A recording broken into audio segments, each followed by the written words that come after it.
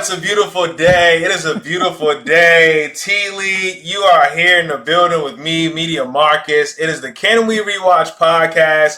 And today we are rewatching our first movie on the podcast. So we're very excited about that. And Tealy, do you want to tell them the movie that we're watching today?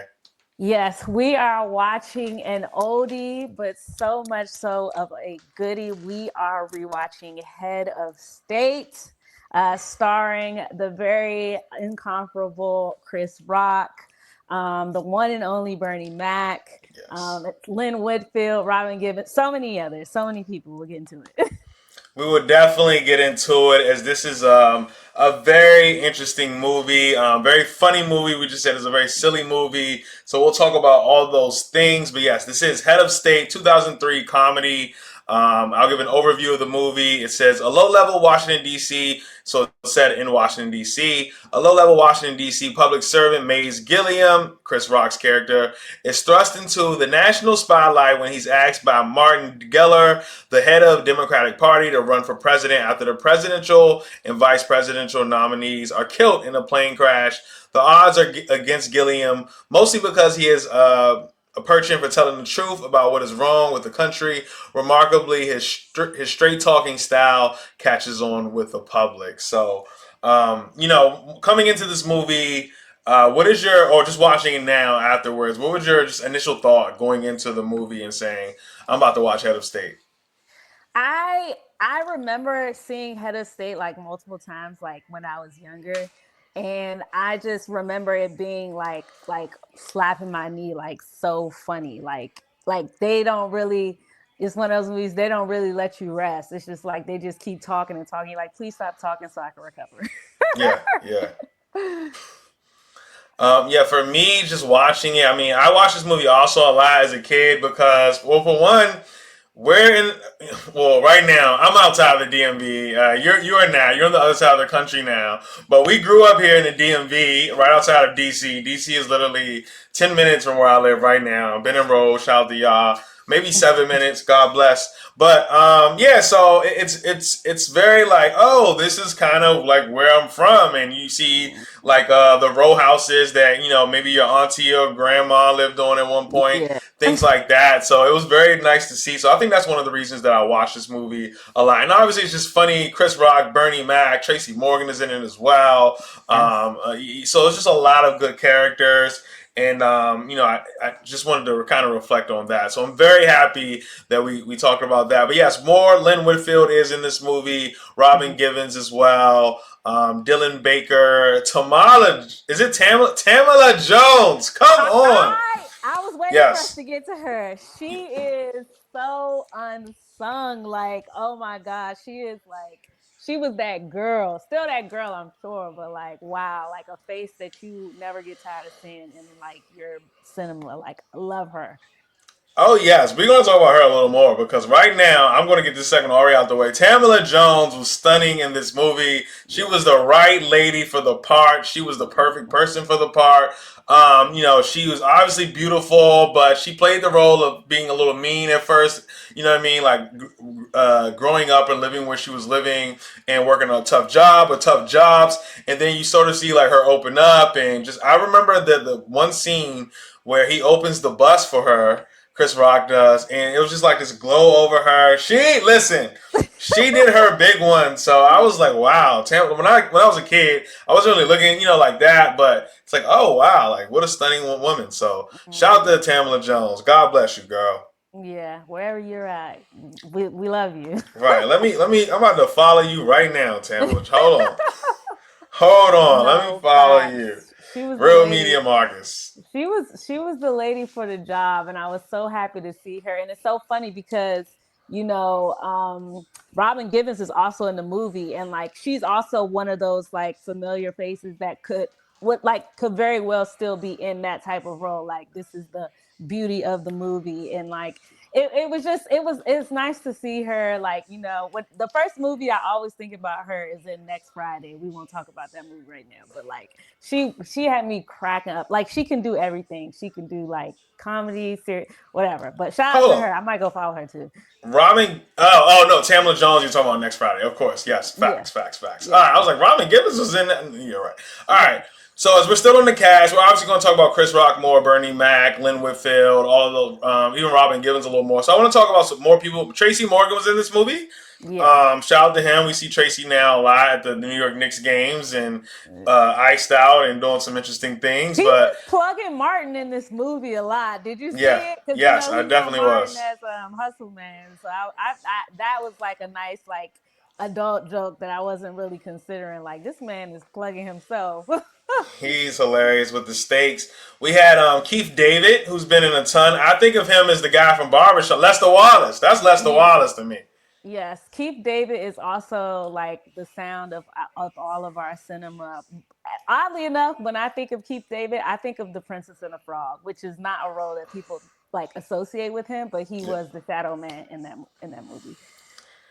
Yeah, and then we had a few. I don't know if you've ever watched The Wire, but I saw a few guys from The Wire. I'm looking right now. I don't think they even have all of them, but Reg E. Cathy, he played on The Wire. He played Yeah. the officer when the lady at the beginning of the movie, the lady had the cat in there, and she didn't want to. They ain't gonna blow us up in here, baby. Oh yes, they will. Oh yes, they will. He was in it, but there were other people from The Wire in this movie as well. It doesn't show right here on the IMDb. But Stephanie March as well. She played in SVU. She was the ADA for Mhm. a long time in that Yeah. series. So I was like, oh, these are a lot of familiar faces. So Mhm. good job on the casting. And let's get into the movie. Yeah. Yeah. Yeah. All right, we start off with Maze Gilliam. We go in. We start off. He's on the phone in Washington D.C. and we see him taking a lot of calls and just trying to get everything together in his ward. I think it's Ward 9 is he's at and in D.C. And I was gonna say in the opening scene, you see he has a book that says Prince George's County, Maryland on it. And I was just like, chef's kiss, let him know. Salute, salute. So we love all of that, but yeah, he's. I mean, overall though, I mean, he's trying to do a lot with a little, and he's pretty much down on his luck. That's where we are overall as we start this movie. He's, pretty much. Things are bad. Things are happening in his community. People getting kicked out. The government mayor doesn't like what he's telling his community and trying to play like the vigilante or play the opposite side. And all of these things are going down, but also his luck at home isn't too good either. As we're introduced to Robin Givens' character, as she is throwing his bills at him, saying they haven't been paid and they tore away his car. All of these things. So this is how we're introduced to this movie as this guy, a politician, but he's sort of down on his luck. Alderman Mays Gilliam. Yeah, and it's so funny because yeah, when we're introduced to Robin Givens, like when you remember the type of movie she was doing around that time, like stuff like Boomerang, it's like you just think about her being this beauty, and then she pops up on your screen, and it's just such a satirical character, and you're just like, oh my gosh, who knew this woman? I think it's even funnier because you don't expect her to be playing that type of role. Um, and yeah, he's down on his luck, and we see like in very early in, he's like goes to his office even, and like all of his stuff is on the street, and then the bus comes by and like runs over his bike, and it's just like this man cannot catch a break. Yeah, very funny stuff. I mean, no, it started raining too, right? It started Yeah, raining on his yeah, ass. yeah. Started raining on him. So yeah, this guy cannot catch a break. Shout out to Nate Dogg though, because he was just singing through it all. Like, rest That in was peace to such Nate a Dogg. good. Oh, I love that. I love seeing Nate Dogg in the movie and hearing his voice. Yeah, so that's how we get to know Mace Gilliam. And one of the things after, well, on the earlier scene, he's on his way home in his squad while he still has his car before it's repoed, and we hear something on the radio, and it was super brief. Like as a kid, I don't think I picked this up. Like, oh, there was something that said, oh, the presidential candidate for the Democratic Yeah. Party and the vice president died. Back to your song, like And then it goes back to like Jay Z, and it's just like, what the so fast. Like, and you know what? Thinking of that time, like something like that may have, like I could see that happening. Like Flex on the radio, whatever, whatever. It's not the actual president. It's a guy who's like maybe running for president. It'll probably be pretty quick, and then maybe they'll get to something later. But they'll finish the song. Like it's hope. Like what do you mean? Yeah. Yeah. Yeah. So in a part of that though, so obviously the Democratic nominee passes away in a tragic plane crash, and his vice president. So the Democratic Party needs a new guy to take over.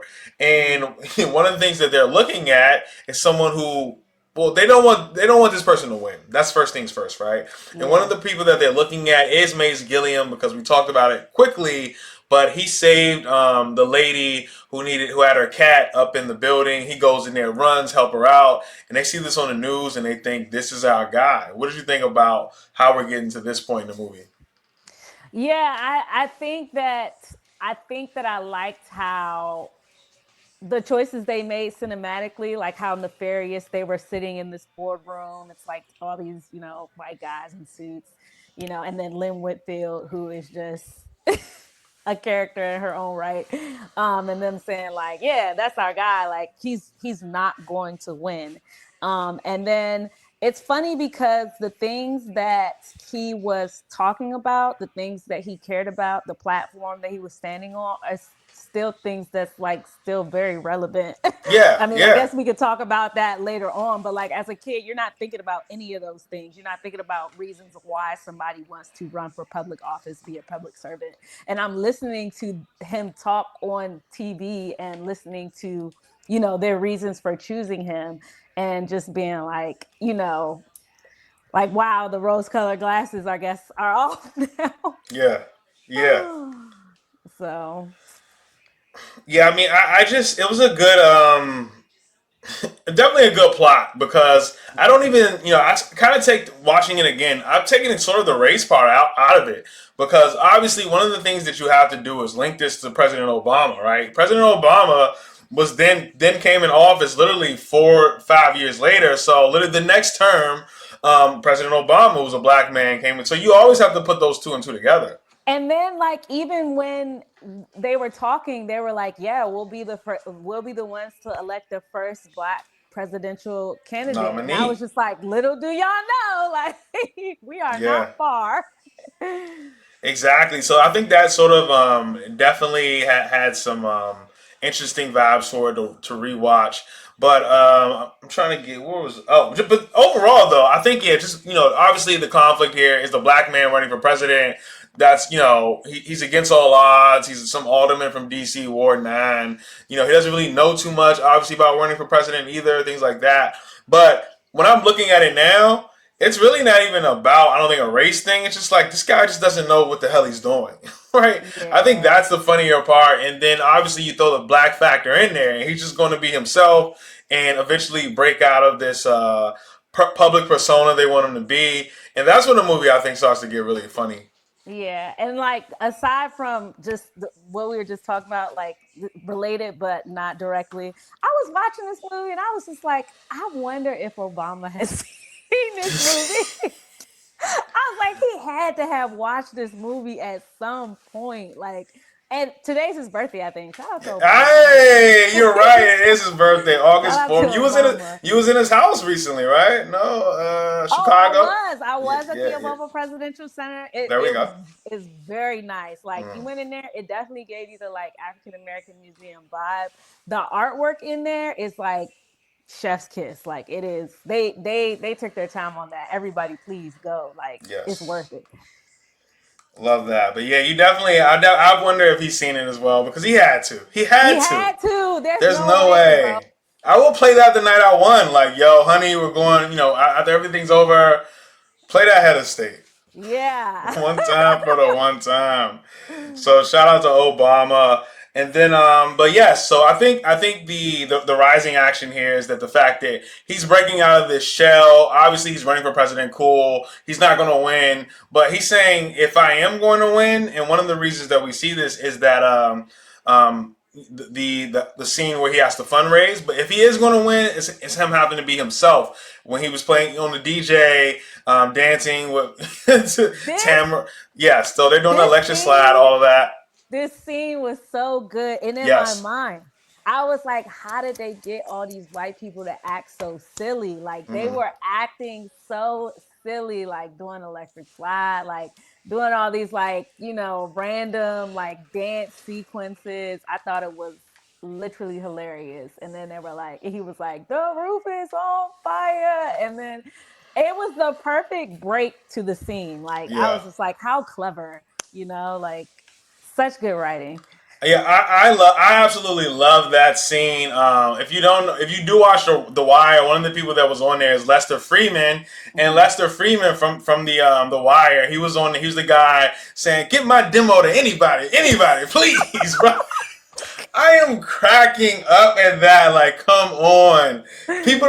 Like, if you were born if you were born in like '09, '08, you have no idea what's going on. Like a CD, people used to stand Yeah. outside record labels and give people CDs and wait for an artist to leave a restaurant and give them your CD, and they might trash it, but it is what it is. You gave me your demo. You gave somebody your demo, and this Yeah. guy is just literally anybody, brother. I got a little Pharrell vibe in there, and I'm like, yo, really just a capture of the times, even with the Pharrell reference with the Neptune. So I do love that scene. And one of the things you pointed out was all the white people that were in there acting silly. They had so many extras in this movie. Yeah. They had so Yeah. many extras in this Yeah. movie. Just think about all the scenes when he was doing the traveling, going from state to state. I'm thinking about that one scene when they said L.A. LA is voting last, and everybody runs out of their house. The bombs of Baghdad. It was so many Mm-hmm. people in that scene. Mm-hmm. So, and then also when the fundraising scenes, everybody. I'm like, there are so many extras in this movie. Like, what was the budget like?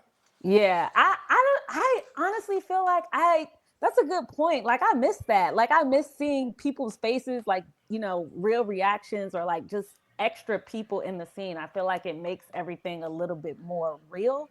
Um, but yeah, a lot of extras. That's a good point.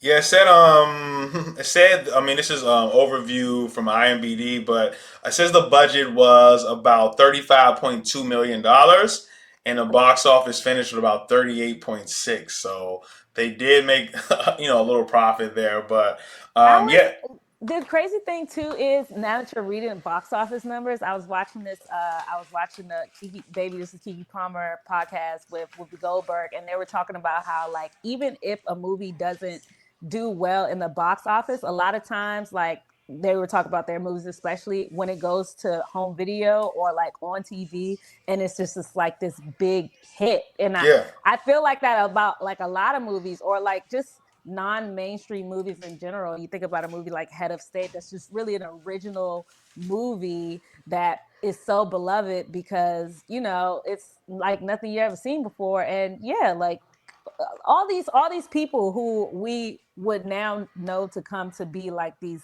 home living room names. But yeah, even though it didn't turn $100 billion in profit, like look at us, we're talking about it today, and it's how many years, 20 some years later. 23 years later, yes, yes, it definitely is. So no, I mean, you definitely make great points there. The times have certainly changed, but yeah, I mean, people did make their movies back with being on cable all day, TBS's, TNT's, and then the movies, the straight to the DVDs, the VHS's, all of those things, and now it just feels like everything just goes straight to digital. So I don't know how that works exactly, but yeah, I mean, I think at this point though, we definitely seen him break it out of shell. He's got the sweatsuits on. He's got the security guard from the Muslim, you know what I mean, the Muslim camp. He has the tour bus. Looks like a ludicrous tour bus from '02. Mm-hmm. He's got everything going on. So I mean, at this point though, obviously it's cool. He's rising in some polls, Mm-hmm. but the other side doesn't feel so strongly about him, and then we start to see his demise, especially after the Republican candidate who was pretty much penciled in to be president got a word of this guy, this black guy is running for president. I gotta bury him. Yeah, and it's so funny because like we see in the movie or how I feel like about society in general when you actually like say like, "Oh, these are the things I care about." and they're the things that the people care about, people will like gravitate towards you. Like when he was sitting in the daycare, I don't have no kids, but he was sitting in the daycare, he was like, whose baby is this? He's like, everybody needs to watch their own kids. Right. Yeah, and like, yeah, running on that type of platform, like, yeah, like people are gonna gravitate towards you. And yeah, I didn't think that part of the movie was very far-fetched.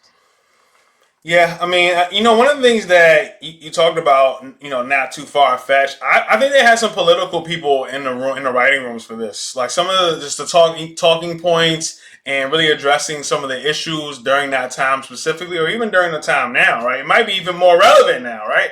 But so he's just really just getting into those speeches and delivering on things that people actually cared about. And I thought. We'll get into Bernie Mac very soon. As he, he's already come up in this movie once, but I'll sort of back end it until why we haven't touched on him yet. But just the sincerity of those messages that came from Chris Rock in those moments, I just felt that it was really strong. I think they did have those political writers in the room. But yes, Bernie Mac. Let's get into Bernie Mac because I think obviously this is sort of the falling action, but Bernie Mac is introducing this movie a little before where we are right now. Right now, we're kind of where he's getting crucified, and that's because Bernie Mac told him, "Hey, little bro, be yourself, right? Like, just go be yourself." And Chris Rock did that in that original speech. What that ain't right speech, that's what it's called. That ain't right. So Yes. classic speech. But the that ain't right speech, that's what Bernie Mac kind of influenced him to do. And as he's sort of like getting all this flack and stuff now, what does he do? He calls on Big Brother, and he's like, "Yo, Big Brother, you're gonna be my running mate for vice president." And Bernie was so good, and Bernie was so good in this movie. But I think one of the lasting things that I took from him is like, once Chris Rock obviously won, the election, he said, "Well, you really gonna be president? Because they don't want me to be president." So, what did you think about Bernie Mac being introduced into this movie and his performance? How did you react to that? Bernie Mac can do no wrong. Like Yeah. in my eyes, like I'm a huge comedy fan. Like I love, love, love comedy. It's like if something can make me laugh, like you're good. You're good in my hood. There's Dave Chappelle, and then there's like Bernie Mac. Like Yeah. I love Bernie Mac. He literally can do no wrong, and he delivers. My favorite line of every movie that he's in, I can give you the quote that he, and I know it wasn't written. There's no way, like there's no way nobody could write that. And if they did, they couldn't deliver it like he did. Because when he was sitting on that night show, and he was like, "Do you know Nato Jenkins?" I was crying up laughing because it's just like it also speaks to the fact that people live in different realities. Like Yeah. you can 100% Yeah. be Because talking about something and like have a complete different reference point for whatever that subject matter is. And I felt like that joke was deeper than "Do you know Nato Jenkins?" yeah, it certainly was. He was like, "You're gonna be vice president." He was like, "You have to know NATO." He's like, "Do you know Nato Jenkins?" Apparently Like, I'm not. not worried about that. I'm worried about this. That is so true. So true, so funny because we do live in our realities. Like, hey, at the end of the day, whatever NATO is, this is America. I'm sure we'll figure it out. Plenty of bailouts. But that NATO Jenkins, ain't no bailout from NATO Jenkins. There is none. Like, you don't know him, and that's why you talking the way you talking. But if you Yeah. did know NATO Jenkins, you, Yeah. you would understand. It would be comprehended. No, very good point. No, I mean, listen, I think that Bernie Mac, I think Bernie Mac steals the movie. I think that his scenes are Wow. so. I think his scenes are so good. I think that I think he also elevates Chris Rock in some of the scenes as well. Yeah. But just coming in from the original time we see him, he brings like the physical comedy and beating up on his brother and Yeah. all of what you doing. Just the way he walk and talk and Bernie, like you say, talked about the NATO Jenkins. Somebody else called in on the show, was like, "Hey, you owe me money. Come on now, I got, what time? Like, call me later. Like, you know what I mean." But so little things like that. I thought Bernie was just really good, and I thought Chris Rock felt. It seemed to me that he looked like a little more comfortable. Not even, I don't want to say like he was uncomfortable in this movie because he did great, but I feel like he seemed even more comfortable in a situation where Bernie Mac is getting off his jokes and he could get jokes off, and they could just kind of, because these are comedians just going one and two. And I felt that no, I thought that Bernie Mac did a tremendous job, and he brought such good energy, and even when he talked about, he made this really funny pun, and like I just. He made this really funny pun that he says, like, even on your campaign, they're not saying your full names. It just says Mays. Who, Willie? Like, it's just like, he just came in and just really did really good, really efficient. I felt like he's a guy that came off the bench and put up like 26 points on an efficient, like 9 for 12 from the field. You know what I mean? Just did his thing. So I thought Bernie Mac was tremendous in this movie. And rest in peace to the GOAT, man, because he's something special. The GOAT. And then the scene, going back to when he was on the night shows and he was like explaining the parallels between being a bail bondsman and bailing America out of trouble with whatever, diplomatic, issues is going on. And it's just like, the man has a point. You can't really argue with him. The logic is the same. And so it's just like, it again, like you see these like cultural references of like the skills are one for one. You know what I'm saying? Like let's not overcomplicate things. You know what I mean? Like, let's not make it so that, something is so far-fetched that somebody like Mays Gilliam can't take on the job. You know what I'm saying? Or somebody like, his brother Mitch Gilliam can't take on the job. It's just like, it's the same thing. Yeah, it's the same thing. Same ideology for sure. So no, I mean, this movie is tremendous, but yeah, towards the end of the movie, once he gets all the scrutiny, he gets his political team together, including obviously his brother Bernie Mac, but also he brings back her character, Lynn Whitfield's character as well. After they had a falling out because he realized that he was set up not to win. But I mean, eventually he gets all these things back together, and suddenly he's back in this race, right? Like, so at this point. Would you have voted for him? That's my question. Would you have voted for Mays Gilliam? I think I would. Honestly, I honestly think I would. I'm so PG down. Like, I'm so my people down. Yeah. And he's talking, and it's just like there's a little bit of like appreciation that you have for people who aren't necessarily your prototypical politician, because that they don't owe nobody favors. They're not trying to get wrapped up in the whoop-de-woo of the political stuff that doesn't have to do with public service. And I think you can see that again when it's, I think, election night, and he's just like, I promised this man if they ended the bus right, I was going to drive him to his job. And he leaves. He was just like, I gotta go. I'll see y'all later. I'm going to drive. I made a promise. Yeah. I'm gonna keep it. And that's something that you want out of your politician. You want a promise keeper. You want a public servant. And that's what he did. He's putting the people before the politics. And of course, they don't like that because they're, your classic, crooked politicians. Yeah, and I'm gonna go a little left, but you said at the very end, so I'm gonna go a little left here, a little left field. But of course he would get my vote, right? Like, let's keep it 100. Of course he would get my vote because he from around the way. He black man. We see him out. I'm very relatable. He's playing the things I'm playing. He had a rap video kind of promoting himself. He certainly gets my vote. But also from the standpoint that he could do very good in this role. He can, help the next president or the next black man become whatever they want to be. So that's another thing. But then third is just like, because I'm saying this in August 4th, 2026, President Obama's birthday. Shout out to the GOAT. But I'm saying this because let's say, Mays Gilliam gets elected and he doesn't do too well. In fact, let's say he starts a war. let's say he has gas prices the highest we've ever seen. Let's say like grocery prices are the highest we've ever seen, or maybe he does things that helps him pocket money for himself and his comrades, or things like that. Well, it certainly isn't unprecedented where I am. I just gave you guys the date, so I mean, he certainly get my vote, Mace Gilliam, because how bad can you do? How I bad can you mean, do? I think the only worst thing you could do is wear a tan suit. Fair enough. Fair enough. So I feel you. I feel you on that. But yeah, it was definitely watching this movie as an adult is just like way different than watching it as a kid. Yes, absolutely. Yeah, because I'm sure we didn't have those takes when we were much younger. It wasn't even a thought Um, that crossed our mind.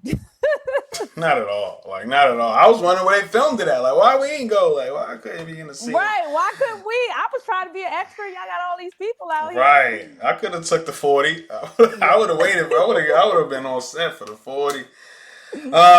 But yeah, so eventually it is election night and all of those things. But we see Mays Gilliam wins and brings victory home, the alderman from DC. So, that was the end of the movie. Obviously, very good movie. And I mean, what are your final thoughts as we leave the theater watching this? What a fun time. Like what a fun opportunity to like mold comedy and politics, things that like shouldn't be funny but like can be. I think after I watched it, I felt like it was great. I felt like it was an efficient movie. It was funny. What was it, like 90 minutes or something? Was that the runtime, something like Yeah, it that? was about just about like maybe 15 more, 145, I think. Yeah, bring back the 90 100 minute Tell me, movies. yep. Like Tell me about it. let's get in, let's laugh, let's get out. I thought it was very efficient in that matter. um and I think that it like served the purpose. Like I wasn't left saying, well, what happened here, what happened there, what happened. It was good job. Very much so. I thought leaving the theater is just about like just legends in comedy. Chris Rock, Bernie Mac. I mean, just really good. Chris Rock. I thought I told you that we won't stop. I thought I told you that. Oh my I mean, god, I it was was so cracking funny. up. Like, come on, man, just continuously. But just thinking about all the work that they did and how I watched the Bernie Mac show a couple weeks ago with my niece and nephew, and I'll put on Everybody Hates Chris just now and then, just so I could just hear it and laugh in the background. You know what I mean? So it is just comedic genius. So I think that's my thoughts leaving the theater. But and speaking of, you said efficiency. Speaking of efficiency, we're at a very great mark now. Before we ended the movie, but now let's get into our awards. Award movie. It's award season here at the Can We Rewatch podcast. It's our first movie we rewatched, Head of State, 2003 movie starring Chris Rock. And let's start off with the one you gave me. Actually, I'm going to give you actually another one that I didn't tell you about, so I'll let you think on this some. A souvenir you would take from this movie. All right, so you have some time to think about that. All right, and I'm going to start with best quote from you. Best quote. Do you know NATO Jenkins? Like that. As soon as he said it, he was so offended. He was just like, don't be coming at me because there are things that you also don't know. Do you Yeah. know NATO Jenkins? I would put that on the back of a shirt. Like, yeah. Incredible quote. Incredible quote. I think yours is way better than mine. Obviously, I had a tough time, so coming up with one a little late. When I did think of it, I definitely thought of it. It is for me the reoccurring funniness theme in the movie. It is security. It is security for me because as soon as you saw Robin Givens, something funny, she's going to be. She also did numbers in her little time there. Like she's with the marching band, she's with the Oh my whatever. god, that was so funny. She be coming out of nowhere. When they had her at the political debate and she started talking and all of them said security, I was cracking up. Exactly. So I think security just being that reoccurring sort of funny theme in the movie you can always count on and go to in like 3-4 different scenes.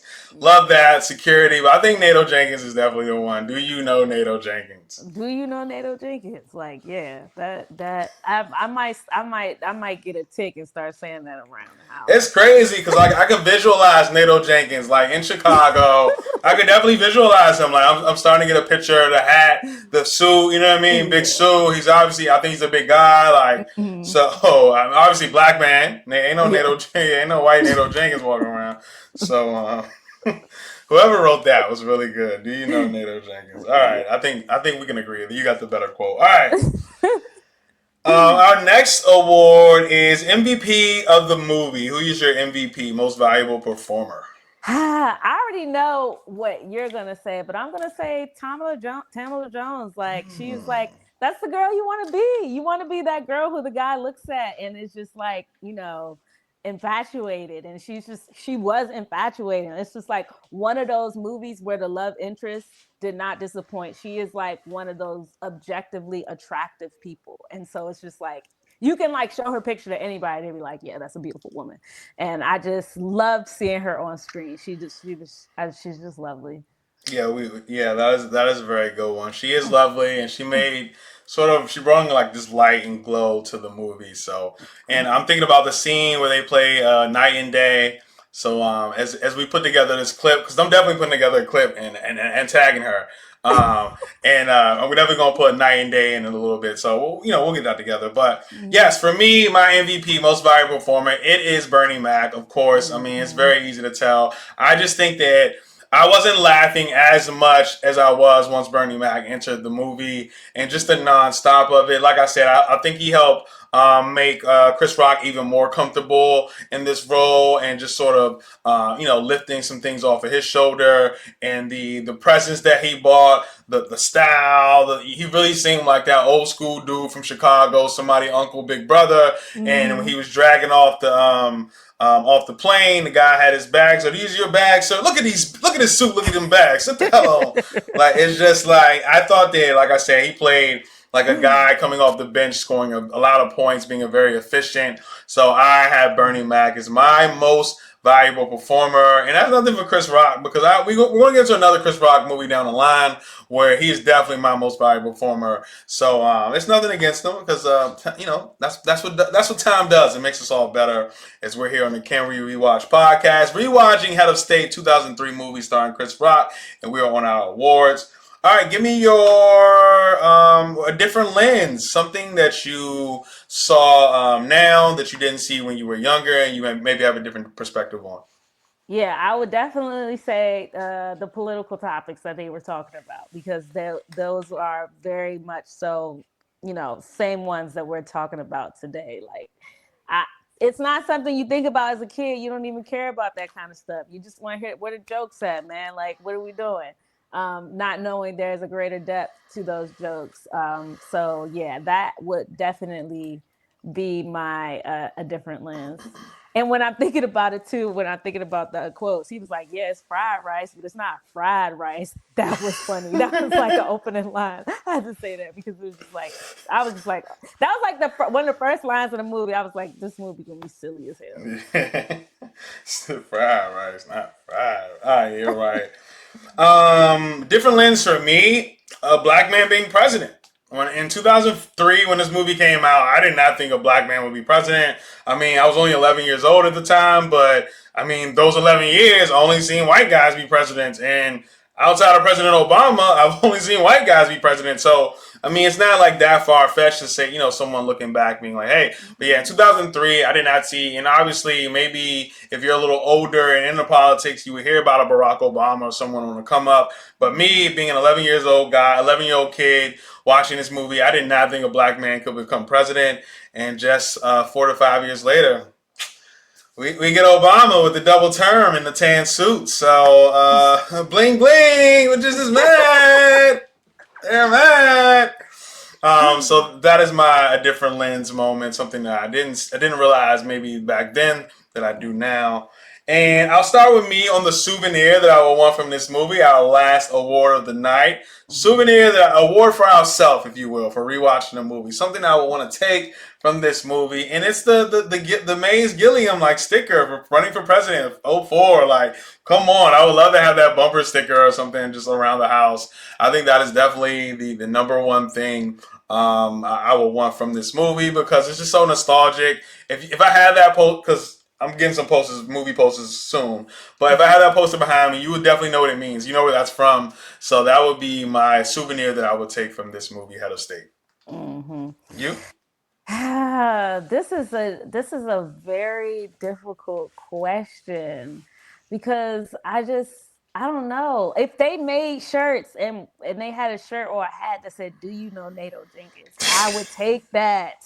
I would wear that today. Like somebody needs to make that. Like I would put it on the back of a shirt, and it's just like such a conversation starter.